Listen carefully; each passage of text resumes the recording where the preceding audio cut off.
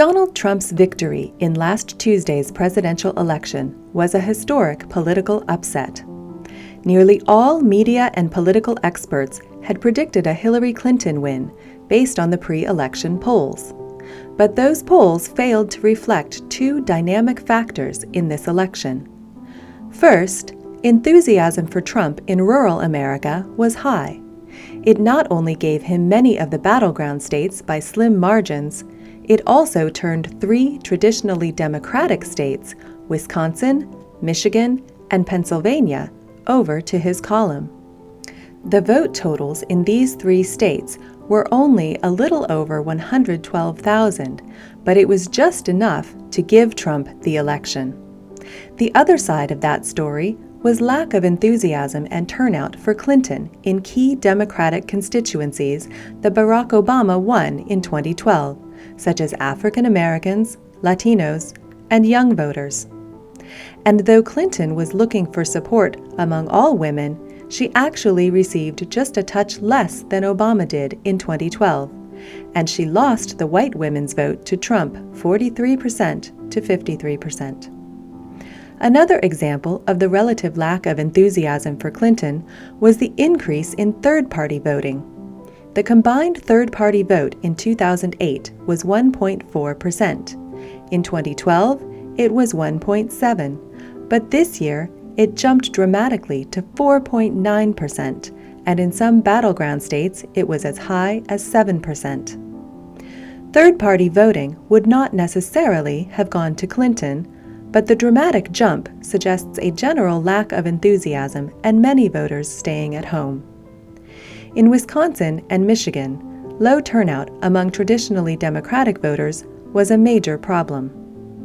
Clearly, Trump's Rust Belt strategy about trade and jobs paid off in the end, with white, working-class, non-college educated voters, Democrats and Republicans alike, giving him unexpected victories in the upper Midwest.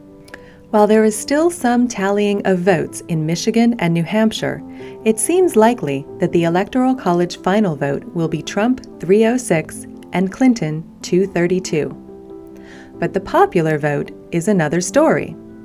Though some minor vote counting is going on even 2 days after the election, it seems that Trump lost the popular vote by about 330,000 votes.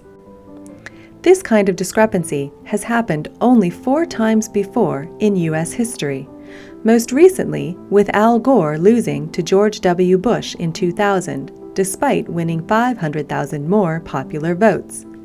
It is already sparking protests and is sure to launch a new debate about whether the Electoral College should be reformed or abolished. Another question is, how did the polls get this election so wrong?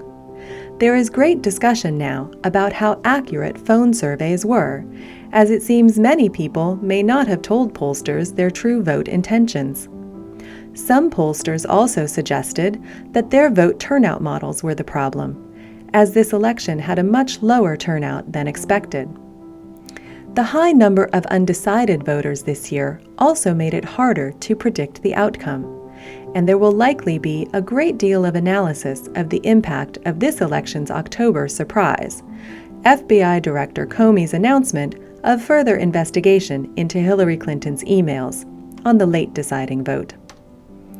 Republicans did better than expected in the down-ballot races as well, losing just 2 Senate seats to the Democrats and maintaining control of both houses of Congress.